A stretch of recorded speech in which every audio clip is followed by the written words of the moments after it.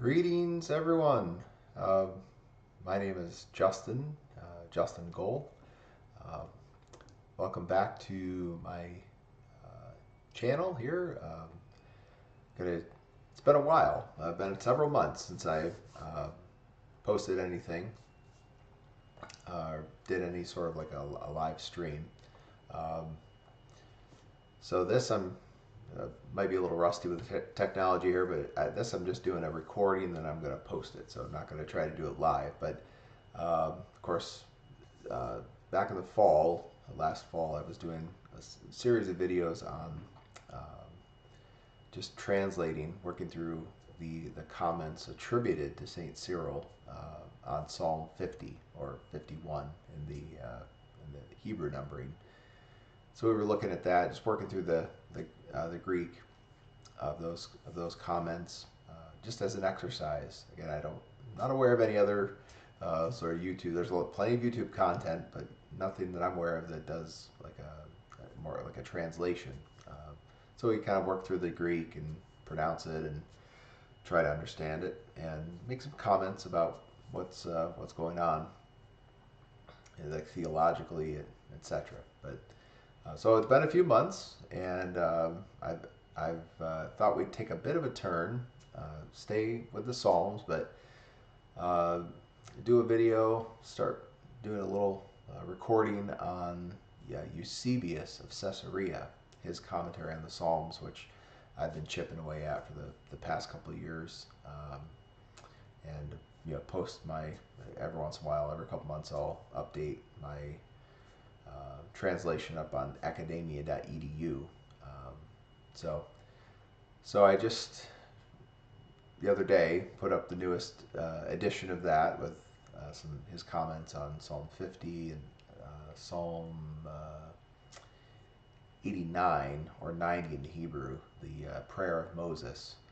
So I have a section of Psalms there I'm trying to complete into the late 80s into the 90s, and so the next one I'm kind of foolhardy here, diving into Psalm 88 or 89 in the Hebrew numbering, so 88 in the Septuagint, which is the last psalm of book 3 of the Psalter, and it happens to be a pretty long psalm, so it's which means that the commentary is also pretty long. So we're gonna spend a little time with that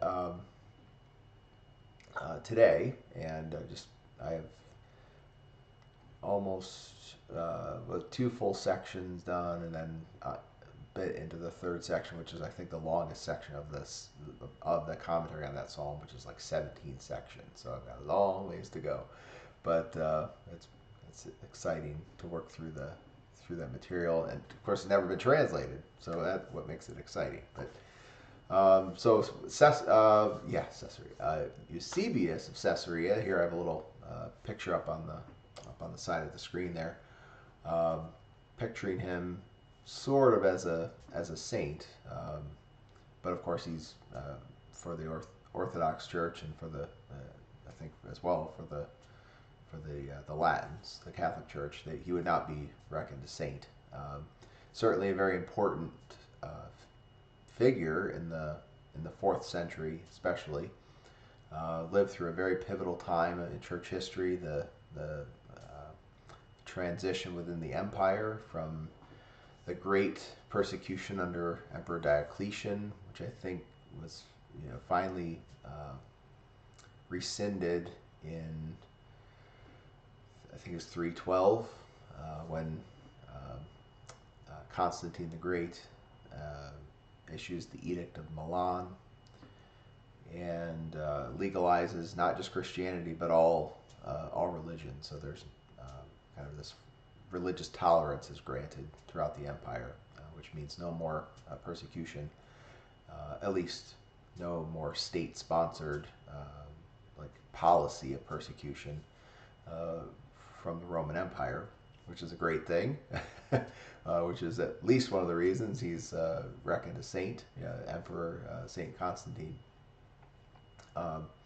So Eusebius lives through that transition from not just the Christianity being tolerated within the empire, but actually being embraced um, by Emperor Constantine the Great, and of course the Council of Nicaea in 325, moving of the capital of the empire to Constantinople. So a lot of momentous changes that Eusebius lives through, and of course he writes the ecclesiastical history. He's kind of so-called first church historian, to really preserves a lot of material that we would not otherwise have, and that just covering important figures and movements and issues in the first 3-4 centuries of the church's life. So even though he's not a saint, and of course he did embrace, not, I think he technically would be like a Hamoyan, part of the what's called the Hamoyan or Semi-Arian party. The Christological disputes there of the early 4th century, Nicaea, was an attempt to resolve. He was had some sympathies on the not with the hardliner Arian position that Christ is just an exalted creature, but he also was not, if I remember correctly, not quite on board with the Nicene language of the homoousios, that Christ, the Son, is of the same substance with the Father. He wanted to kind of shade that a bit towards like substance. So homoion, similarity, not sameness, right? So he, as I've been working through his commentary on the Psalms, certainly see some of his, both I think from Nicene perspective, and then certainly from the perspective of later Christological formulations, some dubious Christology at work. He tend like almost like a dual subject Christology, that there's the divine Son, and then there's the human person whom he assumes, whom the Son assumes. So the Son assumes a human being, not a human nature. So it starts to sound a lot like a two-person Christology, a dioprosopic Christology, and so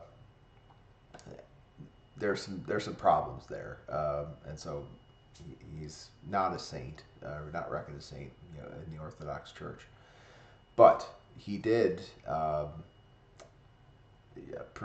His writings are enormously important, and the commentary on the Psalms is one of his exegetical works to survive, not completely intact, but the section from Psalm 51, which would be 52 in the Hebrew numbering, but Septuagint 51 through, I think it's Psalm 95, verse 3 in the Septuagint. That text, the text of the commentary for that section of the Psalter has come down to us intact, and then the other, on either side of that complete section, there's reconstructions of Eusebius's comments from the patristic chains, the cateni, and these are available now online at the Patristic Text Archive.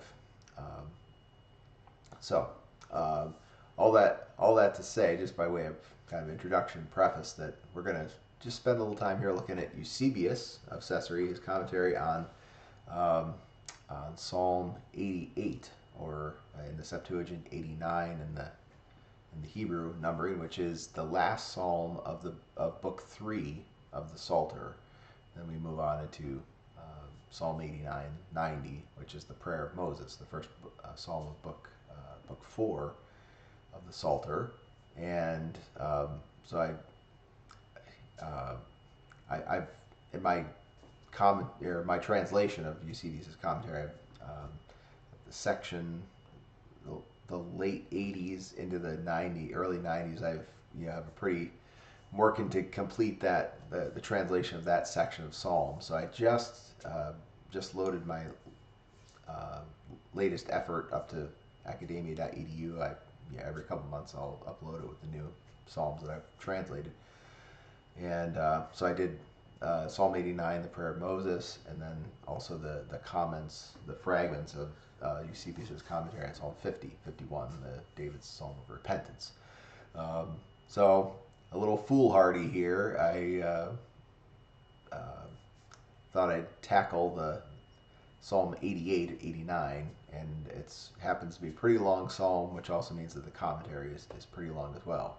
So it's going to be a long effort to finish that. 17 sections of commentary, and I've worked through the first two and into the third section. I think the third section is the longest, couple pages.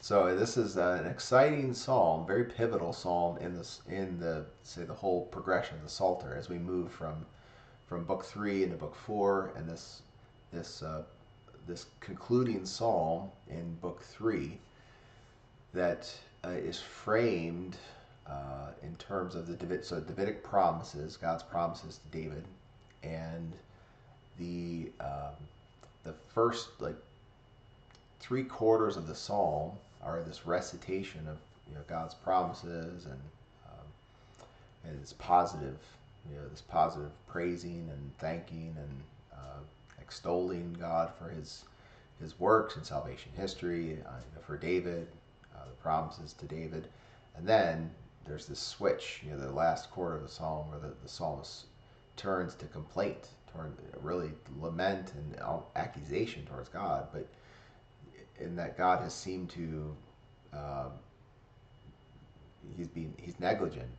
he's the promises have failed, it seems, and so the psalmist is complaining, lamenting, asking God, what's going on here? Why have you made all these promises and here they seem to have failed? So it's an interesting. I'm looking forward to seeing how Eusebius works through that, and I think I have an initial sense here, just in the comments that I've worked through so far. But I'll be excited to see how he works through that. So let's say goodbye to Eusebius there, and get our. So this is not a polished draft by any stretch. I've just initially worked through this, and so there's going to be some roughness, we might say, here certainly in the translation. So, oops, gotta select the right box here. There we go. See if I can expand this a bit. Okay, try that. All right. So we have the title here. So just following my pattern, I try to read through in the Greek, and then just see what we can make out here as we work through. So the title here, not the title, but Eusebius's like heading, for the psalm. If you go back again, my translation all the way back to the very beginning, there's he has a title or like a heading for all 150 psalms. So here's how he headed the Psalm 88. So Christu Vasilia ex spermatos David. So see there, Christu in the genitive, right? Christu, so Vasilia, so kingdom, the kingdom of Christ, and ex spermatos David. So from preposition, taking the genitive case, spermatos David. So from the seed, and then David, which would be indeclinable, pretty much. I think that's correct. That is, it doesn't show case. It doesn't take a different ending, so you can't decline it as a noun. So it's always going to look that way. So you have to discern what case it's in from its relationship to things here. So from the seed here in the genitive of David. So kingdom of Christ, we might say who is from the seed of David, right? Implied there. And then of the letters indicating the number. So P being 80, and then Ida 8. So 88th Psalm, first section here. And the superscription here.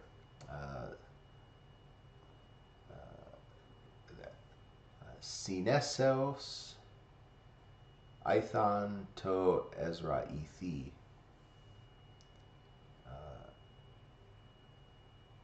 Yeah, I think that would be Ezra. Yeah, I think that would be broken up, not a diphthong there. So in the genitive case, sinesos, so sinesis, understanding. So in the genitive, so for understanding, like literally of understanding, but here in the sense of for understanding. And then again, ithon, indeclinable, meaning it's not going to take any sort of ending to show what case it is, but here in the dative, so by or for Ethan, here be by, I think, by Ethan the Ezrahite. And then that title, or that kind of connection with Ezra or Esdras shows up, kind of different spellings. You'll see it. So that's the superscription, and the first line of the psalm proper here. Although the superscription is certainly part of the psalm, part of the text. The fathers will always treat, well, not always, but I mean, certainly Eusebius, and generally speaking, the fathers will treat the psalm, or the headings, the superscriptions, as important keys to understanding the psalm as a whole. So they're not by any stretch throwaways. But the first line here of the psalm proper, so highlight it here, ta elei tu Kyriou is ton eona asome.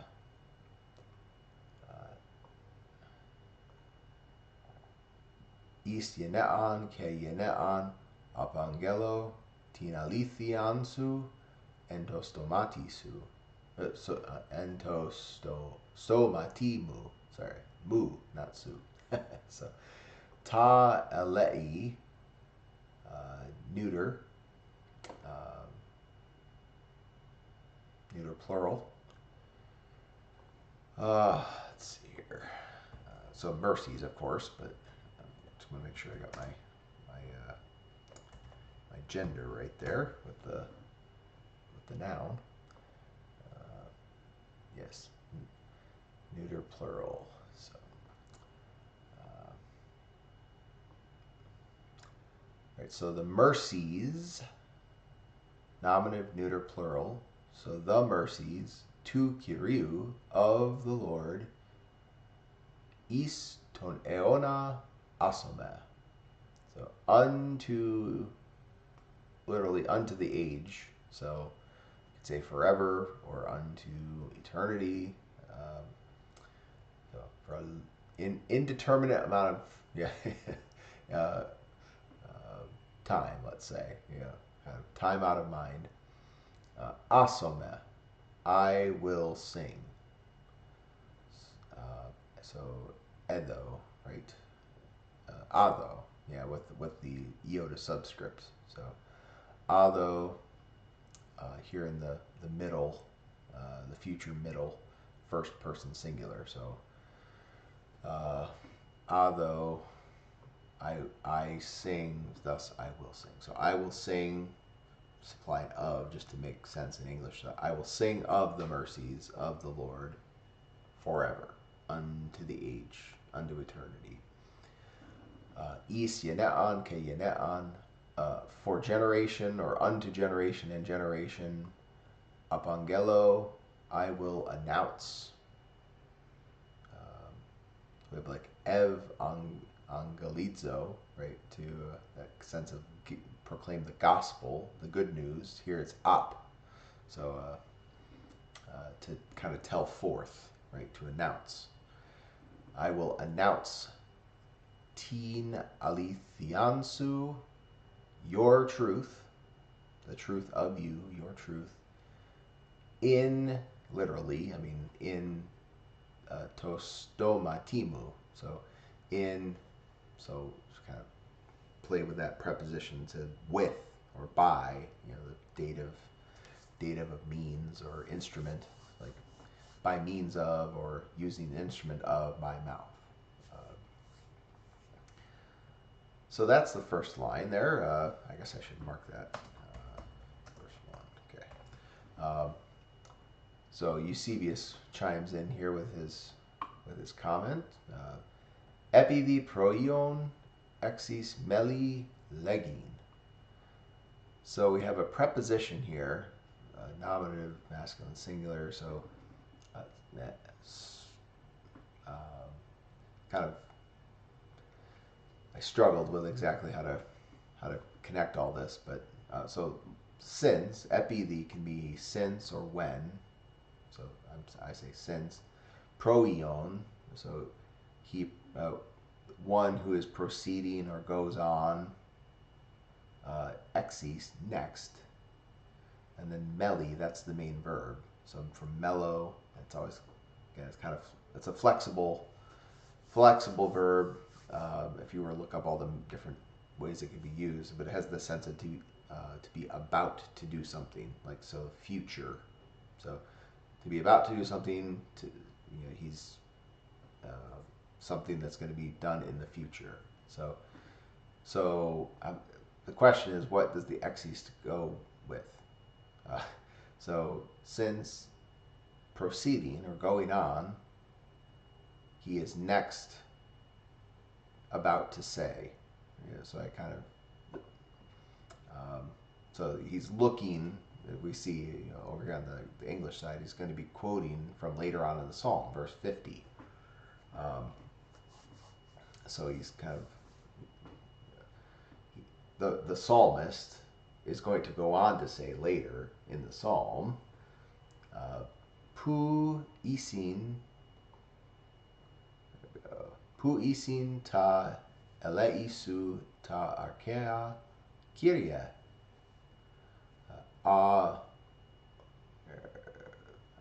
Selected there. Omosas to David and ti alithiasu. So question mark. So pu, where? Pu isin ta eleisu ta arkea Kyria. Omosas to David and ti alithiasu. So where are pu isin ta eleisu? Where are your mercies? Which mercies? We have let's be looking at so articular, so an adjective with an article there, an articular adjective. So which mercies? The ones that are ancient or old, right? So where are your mercies? The ancient ones, right? Where are your ancient mercies, O Lord? Kyria, in the vocative case there, O Lord. So where are your ancient mercies, O Lord? Relative pronoun. So neuter here in the accusative. Accusative, right? Accusative, neuter, neuter plural. Oops, went past there. Okay. Oh, that's right, verse 50. I'm looking here in the verb. Yes, accusing neuter, because it's the direct object of the verb, right? So, so where here it's kind of like a predicate nominative, right?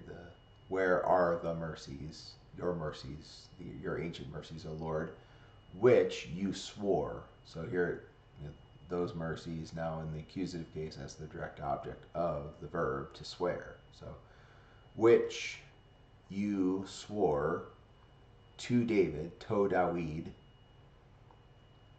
So notice it's indeclinable. Here it's in the dative case, but it doesn't. David is always going to show up in the same configuration there. No, so no. The article tells us that it's in the dative case. So, which you swore to David, en ti alithiasu, and in your truth. So already there's the framing of like God's promises and then the apparent failure. Right? What, Lord, what is happening here?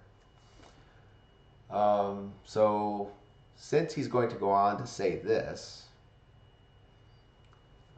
Eusebius says, select here. Okay, go away there. Protherapevi to melon rithyseste diato prokimenon dynami tuto legon. So since the psalmist is going to go on to say this question, this lamenting question, protherapevi, so the prefix pro and there therapevo, so like a compound, right, to do something beforehand. So what does therapevo mean by itself? Let's look it up here. Meaning to be, to do service to serve, to attend, to take care of. We get like therapy from that, right? To provide for, to attend to take care of, to even to heal or to cure. So those, it's kind of a range of meaning there. So so I go with the sense of preparation. He gives preparation beforehand or in advance.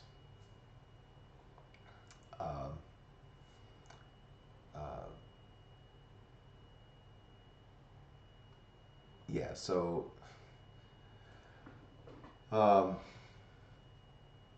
so he prepares in advance that which is about. It's hard to render that. A future infinitive there, that which is about to will be said, literally. so the future thing that will be said. So he gives advanced preparation for what that thing that will be said in the future through. Does that make sense? I hope. So here's the direct object, right? So the psalmist is the implied subject here. Protherapevi, third singular, active indicative, right? So he gives this preparation in advance.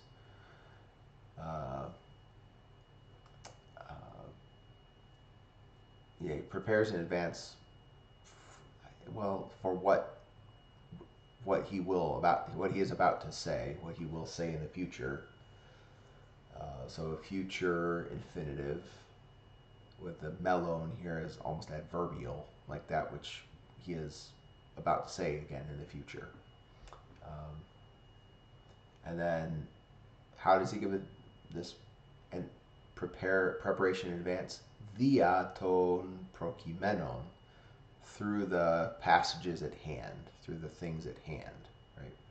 So even now in the Orthodox Church, we talk about the prokimenon, right? The prokimenon in the fourth tone, right? So that same terminology here used for, Eusebius uses this all the time for the text at hand, right? So he gives advance preparation for what he will say in the future through what he's saying right now, through the text at hand. Dynami tuto legon. We have a participle here, masculine singular participle, referring back to the psalmist. So when he says this, saying this, the direct object here, accusative, dynami, and this has an adverbial force here. Notice there's no article. You might, and I think it is in form. It'd be like a dative, dynamis. be dative masculine singular, I think. Or no, that's feminine, right?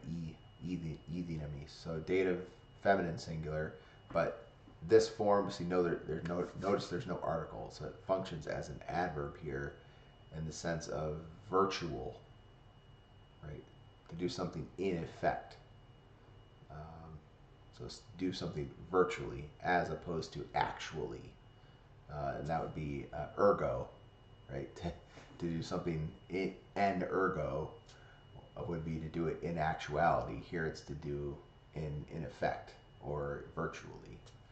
So which is to say that Eusebius is going to paraphrase, right? This is virtually what David is saying, in effect, what David is saying. Or, I'm sorry, not David, Ethan, the Ezrahite. So, what is the psalmist in effect saying? Let's see here. All right, go. Ike ta anthropina pragmata tin emin psykin is amikanian envalonta tarati ilingonte mi ke aporian mpe. All right, so there's the first half of that sentence. Notice this is quite the sentence. So it really sort of ends here at a semicolon. Right. So what do we have? So if, and then ke. So if indeed, perhaps, if indeed, ta anthropina pragmata. So the human matters or realities. I often translate that as like pragmata. Pragma is like a fact, a matter, a thing. So reality. So if indeed the human realities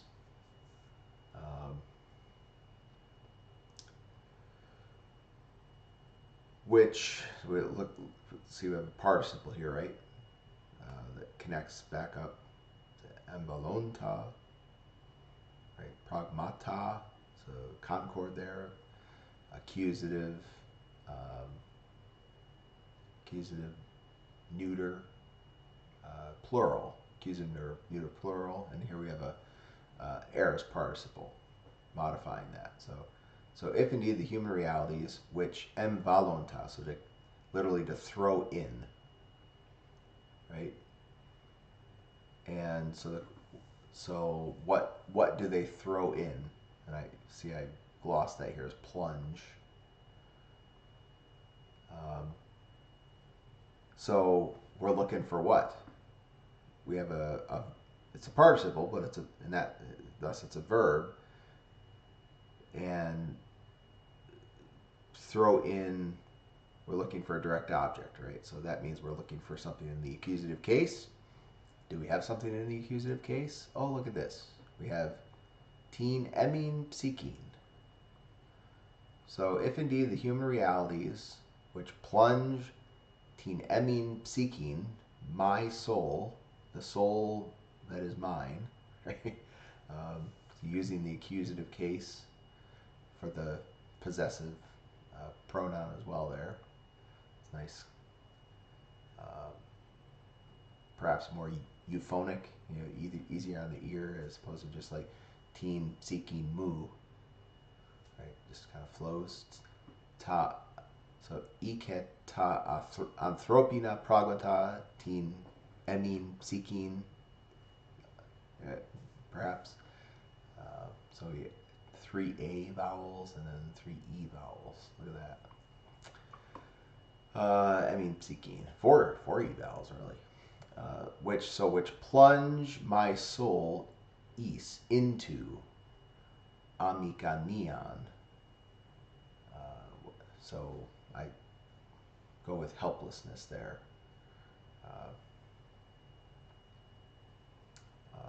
So if the human realities which plunge my soul,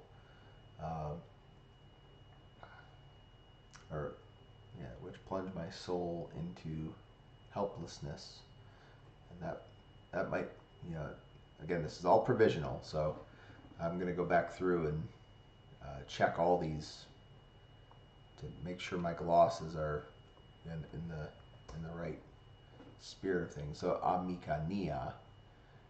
Switch over here to that. Should I be looking this up? Where are we here? There we go. Okay. So there's amikania, want of means.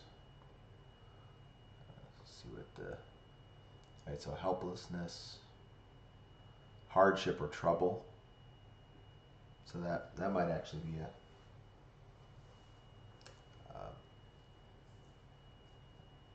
more appropriate gloss there. Hardship or trouble would plunge my soul into hardship or trouble. Okay, back there.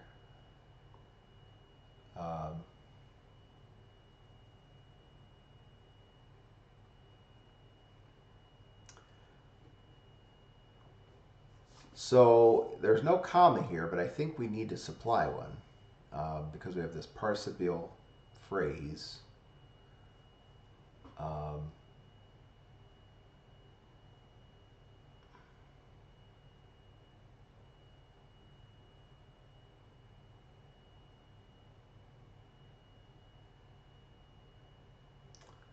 Yeah, so and then we have two finite verbs here. Tarati, from tarasso to trouble, and then MPE.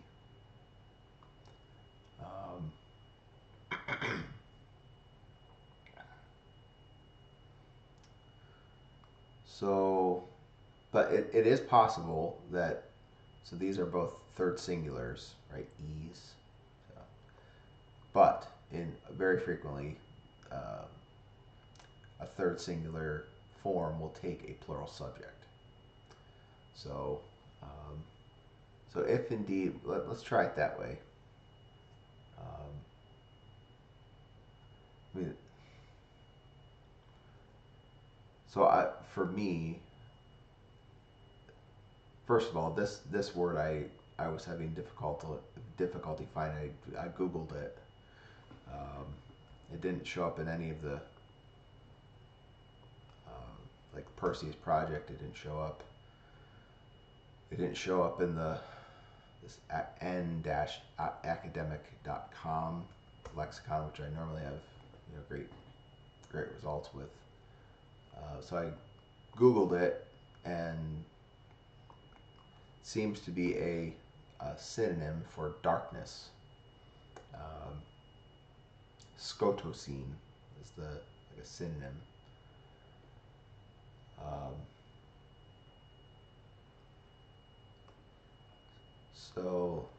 So then I looked that up, right? Scotocene. There we go. Oh, that didn't show. Searching here in the lexica. Yeah. So scotosis, that would be an accusative. All right, so if that's the case, but my question was, what is the case here? Is it the subject? Right?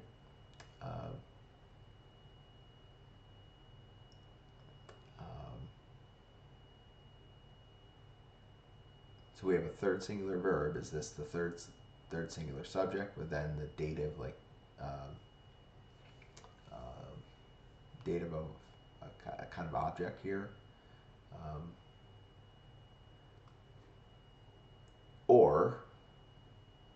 Or is this a case of the third singular verb taking the plural subject? So in which case it would be, so if indeed the human realities which plunge my soul into helplessness, or what was the other gloss we were looking at? Hardship or trouble, which plunge my soul into hardship, trouble.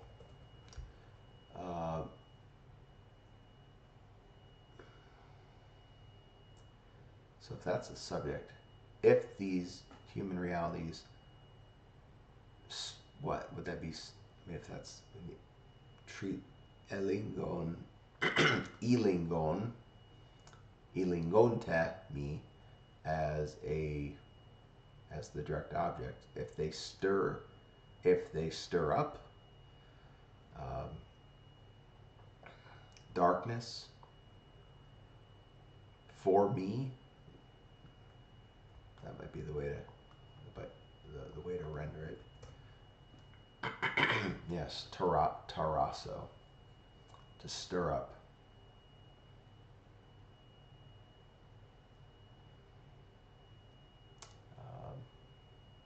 Yeah, stir up. I guess that'd be the sense here. See, I'm learning as I. So, if they stir up darkness for me.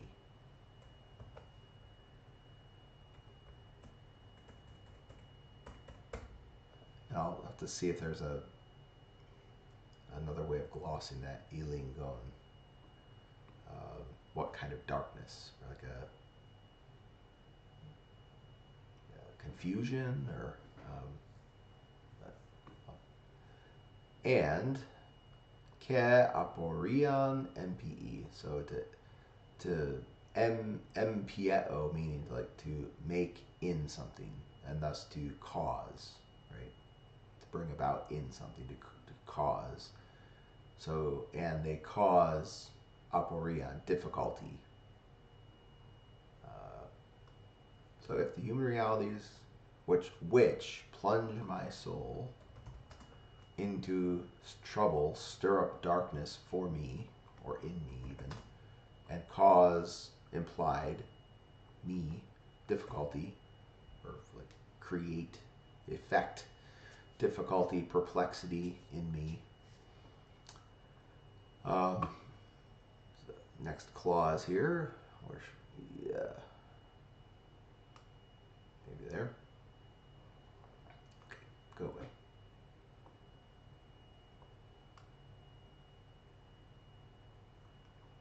Okay.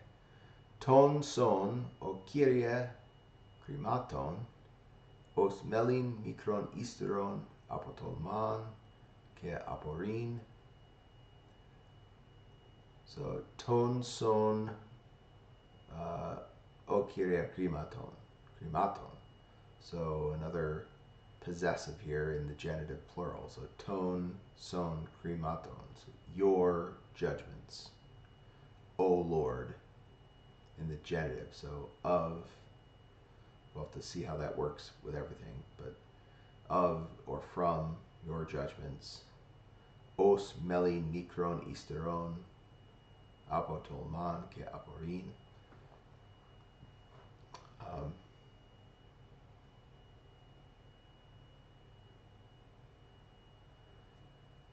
So of your judgments, O Lord, as about to happen. So as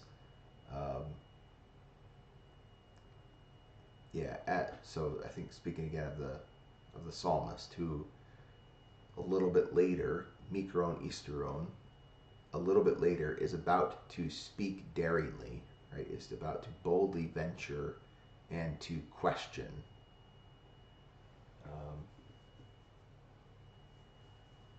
Did I? Looks like I. Yeah, so to question and be in doubt. But I gave 3 verbs there. I'll have to. Not sure why I have 3 there. So Iper on si men o apsevdis theos, for the sake of which you see. So we have a men dat construction. For the sake of which, or on behalf of which, you, O unlying God. I don't know. There's got to be whatever. So God who cannot lie, or God who does not lie. It's kind of silly to say unlying, of course, but what does the lexicon say? Gloss it there. Asevis. So without without lie and deceit. So hence truthful, sincere, trustworthy. Uh, so God who does not lie. So on behalf of which, for the sake of which you, O God who does not lie, on the one hand, caused pepiise,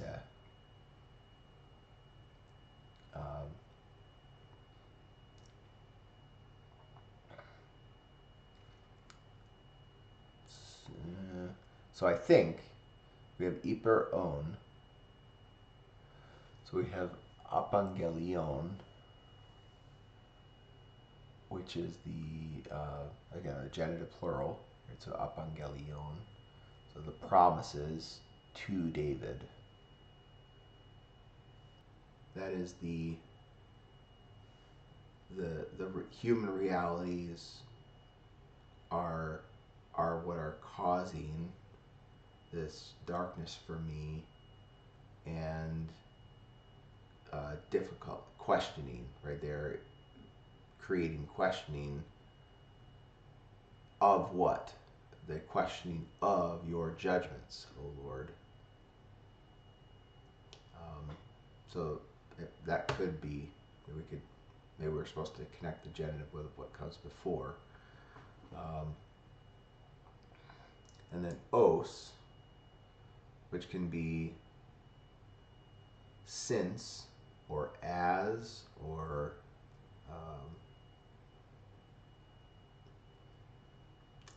so since, infinitive. So we have two infinitives here. We have not, well, this is infinitive too, since. But melin, apotomon, and aporin are all infinitives.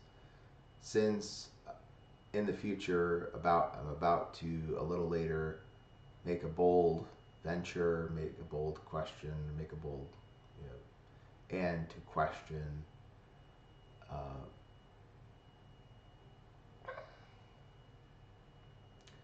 Okay, so for the sake of which. So I think, well, so what, this genitive plural, does this go back to krimaton? Okay, going. Or does it go forward to evangelion, which doesn't have any article here? So for the sake of which promises, for the sake of which,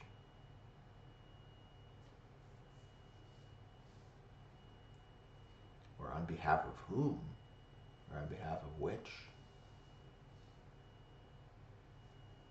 on behalf of which, okay, so, Iber on simen, o absevdis theos proston David evangelion pepiise. So I almost want to take that as a question, but I don't think that's right. So, for the sake of which you, the unlying, the God who cannot lie, made promises to David, yet the opposing things opposite to your promises have come about. Wherefore, indeed, I am about to say, Pu isin ta eleisu ta archea Kyrie. Where are your ancient mercies, O Lord? So let's keep pressing on here, and then let's finish this paragraph, and then we'll call it quits. So al homos pepis menos ati mi diapsevsetesu. Did I get that right? Diapsevsetesu e evangelia. But almost at the same time, pepis menos, from pitho. So you're the perfect masculine singular participle of pitho, to be convinced. So, but at the same time, having been convinced, the psalmist saying, but at the same time, I, having been convinced, ati ni diapsevsetesu epangelia, that,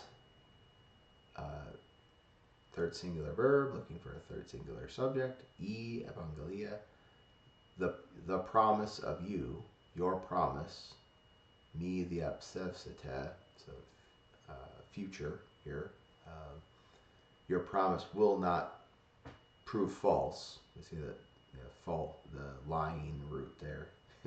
God who cannot lie, apsevis. So your promise will not prove to be a lie, will not prove false. Ude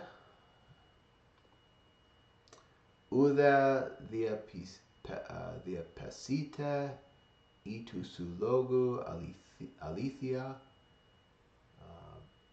So we have like a chain of negative, or two negatives here. So, but I, having been convinced that your promise will not prove false, nor, that we could say that neither will your promise prove false, nor alethea to sulogu, nor will the truth of your word, diapesite, via pipto. Pipto is to fall. So like to fall through. So to fail, to give out, to fail. So the psalmist, being convinced of these things, God will be true to his promises, to his word. Prolavon tus melontas ex anthropinis asthenias, rethesis themi, logus tin emavtu pistin, keto efseves tis emavtu gnomis, pro asphalizome. Whoa. All right, so we have one participle here. So, but I, having been convinced, and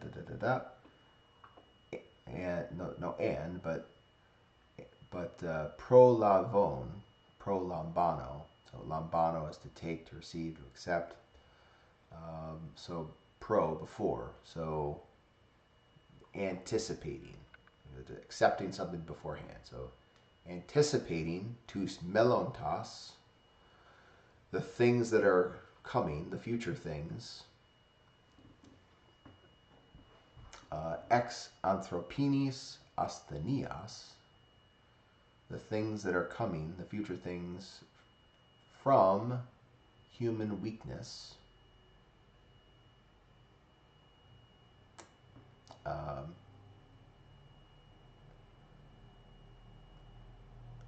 Resistemi logus.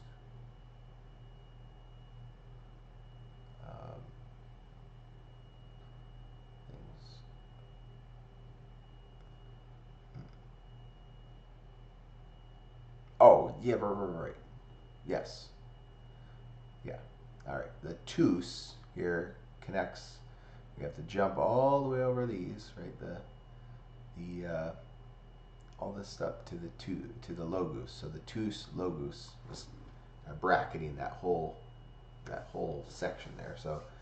So anticipating the logos that are coming. Yeah, so so at the very beginning of the psalm, he is anticipating, that he's grasping beforehand the words that he will be speaking, right, in the future from human weakness. So he is anticipating tus melontas logos, the words that are going to become, that are coming, that will be spoken, rethesis themi, by me. So the future tus melontas logos, rhesis themi, that will be spoken by me, ex anthropinis asthenias, from human weakness. All right, so we have a pretty strong sense of that participle. So we might put and I do indeed in the translation put a comma there. So the next accusative here is going to go with the main verb to follow. So we have two participles here: being convinced, pepismenos, and prolavon. Okay. Now we have to wait all the way to the end of the sentence to get to the main verb. Pro asphalizome. So to secure beforehand, and there's the I, right? The first person singular. So we know that these participles that are masculine singular should be read as in the first person, I. All right, so I pro asphalizome, I secure beforehand, I make solid, make secure beforehand, tin emav tu pistin, the faith of myself, like my own faith. So reflexive pronoun there. Tin pistin, accusative, feminine singular, genitive, and then emav tu, of myself, of me, my own faith. Ke, and to evsevestis emav tu gnomis, and the pious, I say disposition,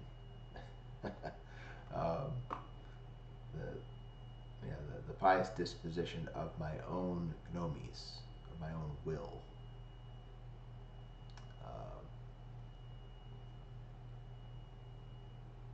Wherefore, theophemi, therefore I say, this is why I say, ta eleisu kyria iston eona asome. Of your mercies, O Lord, I will sing forever. And I see that I put the wrong, translation there. I used got carried away and used the line from verse 50 again. Okay. So let's see, put it all together here. So since he is going to go on to say, where are your ancient mercies, O Lord, which you swore to David in your truth, he gives preparation beforehand through the text at hand for what he is about to say, saying this in effect: if the human realities which plunge my soul into trouble stir up darkness for me and cause difficulty, from your judgments, O Lord, how a little later, I'm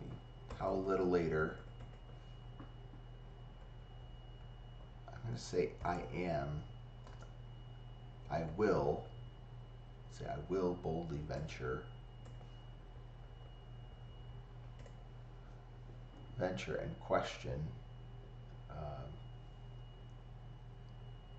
So that's the sense of like, to the question, to the eper, right? The eper, like he's going to question eper on whose behalf, on behalf of what, for what reason, for the sake of what, of which did you make? And let me parse that. I think it is second person, because he's talking to God, right? So that might clear it off. If it's, be sure to treat it as a second person. For what? For the sake of what did you make? Yeah, it is second person. Do I have that in my rendering and I'm just not? For the sake of. Yeah, I do. So yeah. Let me do it. Did you, the unlying God, make promises to David? So that's on the one hand, yet on the other hand, but the opposite thing, things opposed, let me say that, things opposed, we could say opposite, things opposite to your promises have occurred.